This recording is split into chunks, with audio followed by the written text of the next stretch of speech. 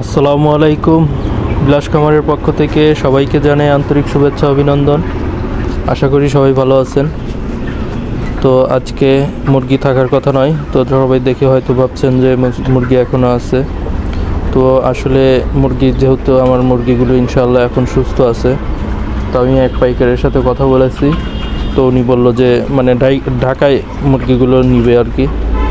তো উনি সম্ভবত কাল বিকেলে, মানে আজকে 31 দিন চলতেছে, ইনশাআল্লাহ 32 দিনে আমার মুরগি সেল করে দেব।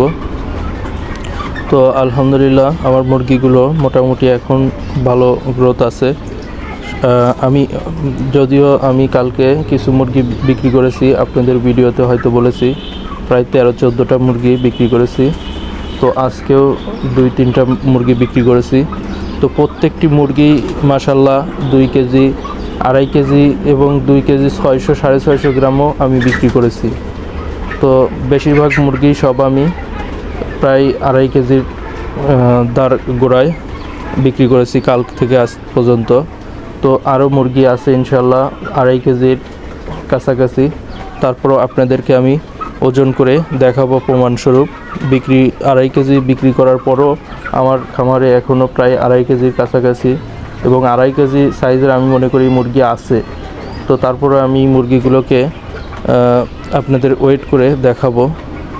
এটা সকালের দৃশ্য, তো আমি দুপুরের দিকে মুরগিগুলো ওয়েট করব।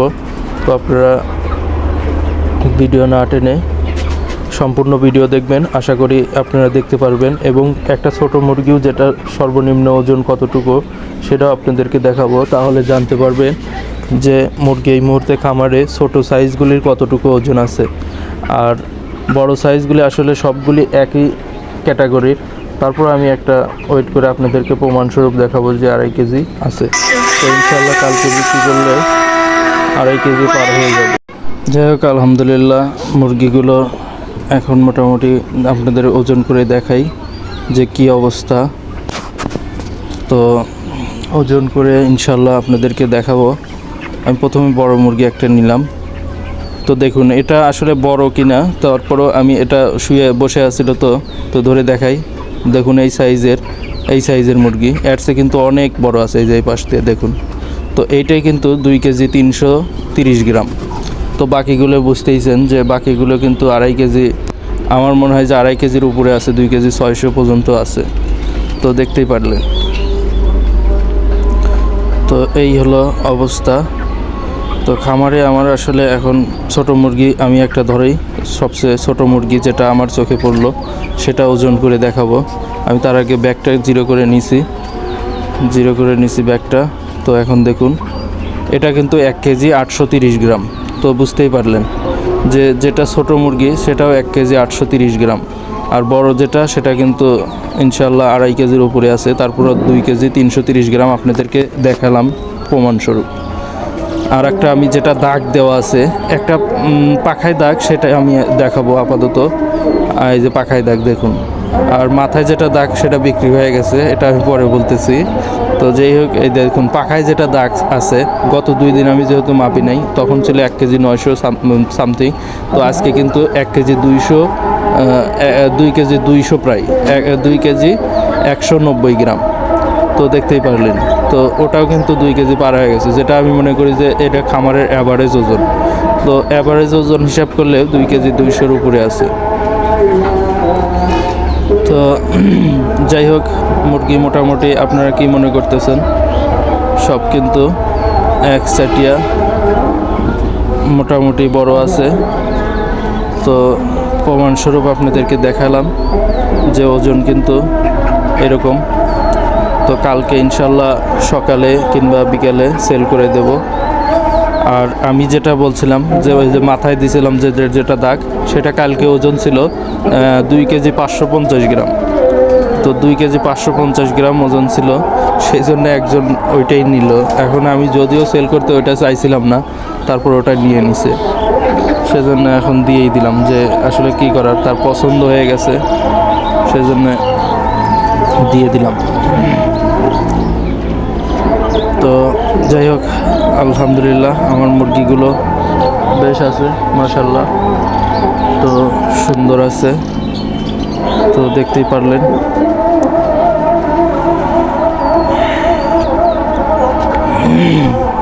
এখন মুরগিগুলোর আমি একটু মানে যেহেতু লিটারটা এখন পুরাতন হয়ে গেছে, তো জায়গায় জায়গায় অনেক ভেজা আছে, তো সেই জায়গাগুলিতে আমি তুষ দিয়ে দিতেছি যাতে রাত্রে ওদের কোনো রকম প্রবলেম না হয়, কারণ ওরা আসলে রাত্রে অনেক শীতের কষ্ট করে, শীতের জন্য অনেক প্রবলেম হয়। আবার পর্দা ফেলে দিলেও দেখা যায় যে গ্যাস হয়ে যায়, সেই জন্য এখন আমি তুষ দিয়ে দিতেছি। যেহেতু এখন 5টার সময়, তো 5টার সময় আমি ওদের তুষ দিয়ে দিতেছি। 5টা না, 4টা, সরি। তো 4টার সময় আমি তুষ দিয়ে দিতেছি। 5টার সময় একদম দেখা যায় যে সূর্য ডুবা ডুবা হয়ে যায়, তখন একটু ঠান্ডা চলে আসে, যার কারণে বলা যায় যে মুরগিগুলো ভেজা ভেজা স্যাঁতস্যাঁতে থাকবে, তো সেই জন্য একটু প্রবলেম হয়ে যায়।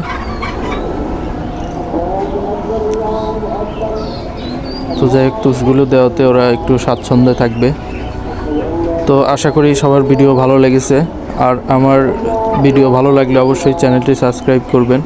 আর অনেকেই ভুট্টা ফার্মেন্টেশন সম্বন্ধে আমার কাছে অনেকে জানতে চাইতেছে, এবং আমার অনেকে ফোন নাম্বার নিয়েছে, তার ভিতর অনেকে ফোন করতেছে। তো ভাই, আমি আপনাদেরকে আর একটা কথা বলি, কারণ আমি কিন্তু ভুট্টা ফার্মেন্টেশন এর আগে কখনোই ব্যবহার করি নাই, বা আমি কারোর স্পন্সরও করতেছি না। এটা আব্দুর রহিম ভাইয়ের এটা আবিষ্কার। আসলে উনি ভালো জানে, ওনার কাছ থেকে আপনারা যথেষ্ট ভালো পরামর্শ পাবেন। আমি ওনার কাছ থেকে কোনো টিপসও নেই নাই যে আপনাদেরকে আমি সঠিকভাবে বলবো।